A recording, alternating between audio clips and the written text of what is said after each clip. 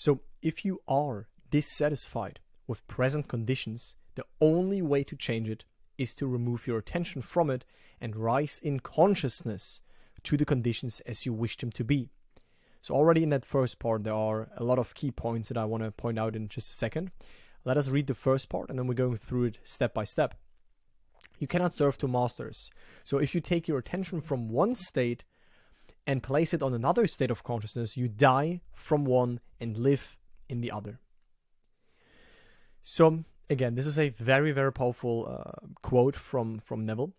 And I want to explain to you what this means. So he's basically saying, right, if one is dissatisfied with his present life conditions, and that might happen, right? We don't even need to run away from that and think that, oh, because of spirituality and manifesting and awareness and those teachings, never ever is there anything in your life that you're not fully satisfied with, right? Maybe at some point you find yourself not satisfied with your income. Maybe at some point you don't find yourself satisfied with your circle of friends. Maybe at some point in life you don't find yourself satisfied with your relationship or your living situation, whatever it is, right? The only way to change it, and that's the key part, right? The only way to change it. Not, oh, there are like 5 ways you can fight against the mirror, the external world. You can sit down and ask, what's the best way to change it, or asking 10 gurus on how to change it, right? That's all the human way of solving situations, right? But the conscious way of solving situations, the wise way of solving situations is to remove your attention from it, because whatever your attention is dwelling on, whatever you hold, whatever you give your attention to, that is growing, right? That's why there's a saying from Law of Attraction, I think energy goes where attention goes, or something along those lines. I'm not really an expert on the Law of Attraction statements, on what, words they use, but it's something along those lines, right? Where attention goes, energy flows. And it's really accurate, actually, because again, where you give your attention to, and that is when we imagine something, right? When we imagine something, we bring our awareness, our attention to something that is right now not manifested. And therefore, we take our attention away from what is right now in front of us. So let's just say right now in front of you is the poverty, is the health symptom, is the loneliness, is that you're not with your partner, is situation X, Y, and Z. If you keep reacting to it and hold your attention on that thing, well, you will basically encounter the same circumstances again and again. You will stay in that vicious cycle. Yet if you start to put your attention on something that's not seen, right, you put your attention on this invisible state and you dwell in that, right, you give that your attention, that is how you rise in consciousness, right? So the only way to change your present conditions is to remove your attention from it, so that we no longer keep identifying with it. It's still there, but we no longer react on it. We no longer give that our energy, right? We no longer put so much attention on that. We put our attention more in the direction of what we want instead. And that is how we rise in consciousness. We do not rise in consciousness if our attention is focused objectively, if our attention is focused on what is.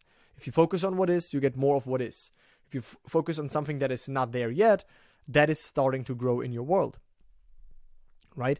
So in our inner world, we have to rise to the conditions as we wish them to be. Meaning in our inner world, we already have to give attention to how do we want things. We have to give attention and awareness and energy to the solution, instead of keep dwelling on the problem and experiencing the same cycles in life over and over again.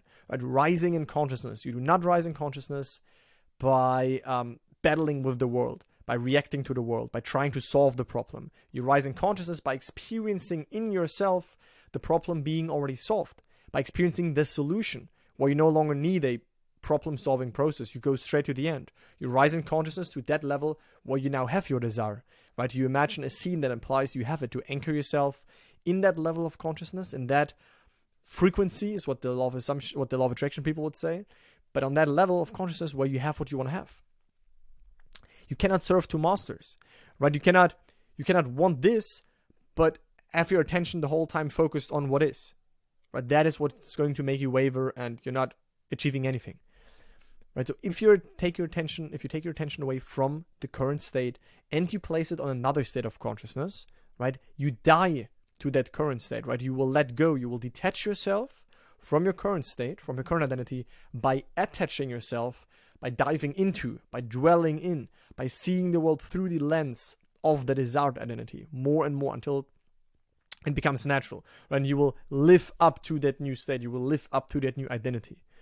So it's a very short and straight to the point quote from Neville here, but I think it's important because we do that too often, right? We are basically trained from society, from the world, to always have our attention on what is and what is and what is there right now. And we forget to bring new things in our experience because we have forgotten how it works to dwell on something new within, right? To appropriate a subjective state, right? So someone that has not had the best, let's just say, financial circumstances in their life, if they constantly dwell on lack that is portrayed to them right now, because they've been in that state all the time and they see, oh, yeah, I'm like this, they have their attention outward focused on what is.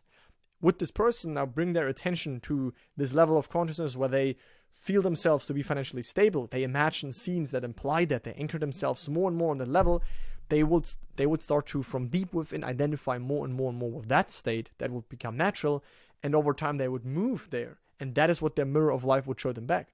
But you have to move within, right? You have to rise within and assume that state, right? Persistent assumptions harden into fact. So that's my take. I'm looking forward to hear your feedback in the comments. If you need any more resources, check out my free masterclass and my program in the video description and pinned comments.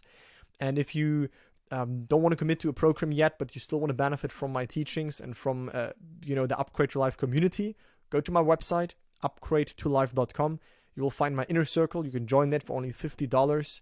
And in there you have a mini version of my program and you have a community and you have unreleased success stories and insights from people I've worked with that share how it has worked for them and what tips they have for you. So that is it. See you in the next one. Speak to you in the next one. Bye, guys.